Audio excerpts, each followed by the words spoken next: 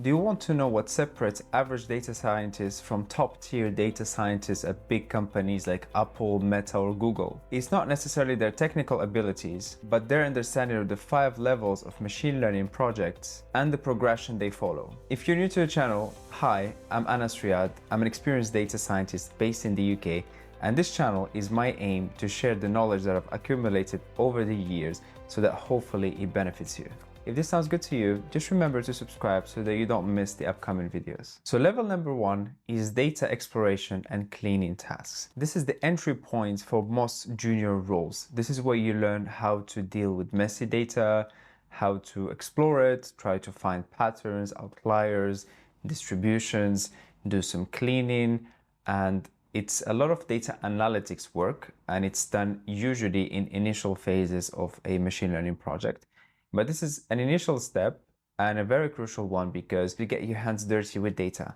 And this is what makes you understand what happens to your models along the way. It's because if your data is not dealt with properly in the initial phases, then everything that will come afterwards will be very messy. The results might look a bit weird or strange because the data wasn't cleaned properly and there wasn't a proper pre-processing done in the first place. So this is usually where most junior hires spend the most time, and it's very understandable so that you understand the data that comes in, how to process it before even thinking of the modeling. Level number 2 is simple models for clear problems. This is where you start building machine learning models, but the tasks are still fairly easy. For example, doing a churn classifier, a regression model to predict some pricing of something, or maybe doing some clustering for some segments of population for a specific topic. And this is where you show that you can train a model, you understand the metrics and which ones to choose based on the problematics you're working on. And also you can talk and explain the choices that you've made.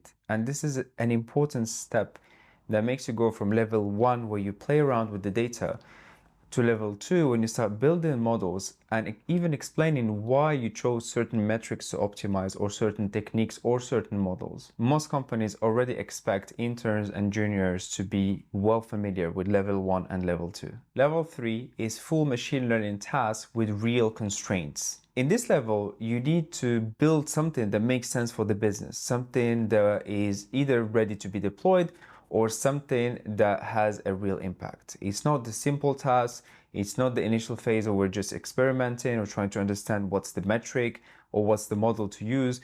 This is tying it to the business. This is where the value is. This is where the paycheck that you get in makes sense for the company.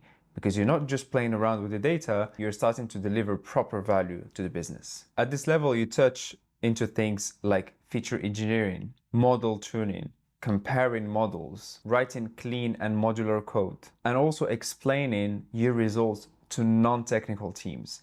So at this level, your level of fluency of the project pipeline is quite high, and you will ultimately explain to non-technical people why you're doing makes sense and how does your model impact the end user. This is where machine learning engineers spend most of their time, in this feature engineering, experimentation, cleaning the pipeline, doing all these adjustments. If you're enjoying the video so far, remember to give it a like and subscribe to the channel. It does help me massively. There are 84% of you that are not subscribed to my channel, that are watching regularly. So please, if you enjoyed the videos, the best way to support me is to subscribe to the channel. It does give me a lot of strength to keep going and delivering videos like this to you regularly. Thank you for doing it. Level number 4 is production ready machine learning work.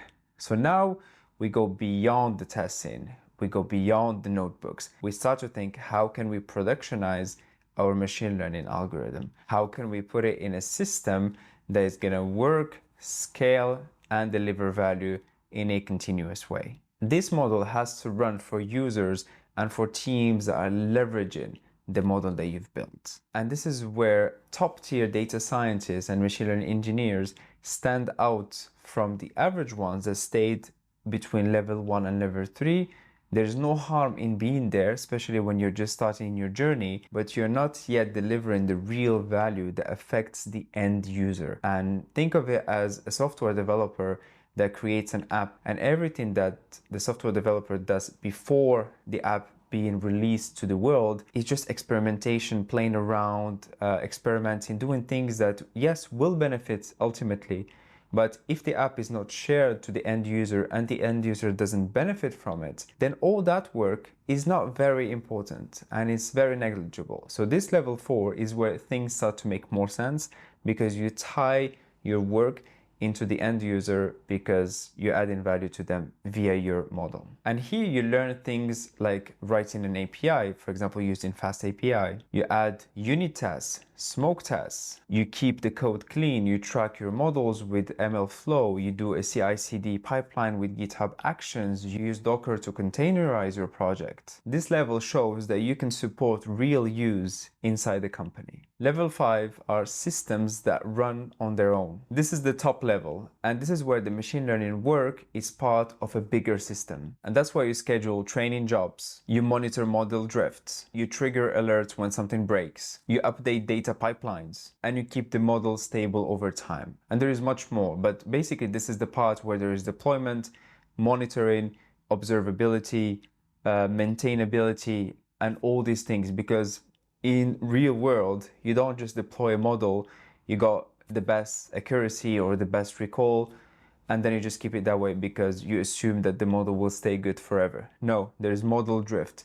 There's data drift. If the data changes over time, the model will change over time, and so many different things that you need to take into consideration after the deployment phase so that you keep delivering that value that you brought on level 4. So to summarize it, you have level 1, where you look at the data, you clean it, and you play around with it. Level 2, where you build simple models. Level 3 is where you build strong models that help the business. Level 4 is where your models run for real use cases. And level number 5 is when you build machine learning systems that stay stable over time and keep delivering the value. And if you want to see how to tackle an end-to-end project from getting the data into deploying it and monitoring it, I've made a regression video in here of 2.5 hours. You can go grab a coffee and get your hands dirty.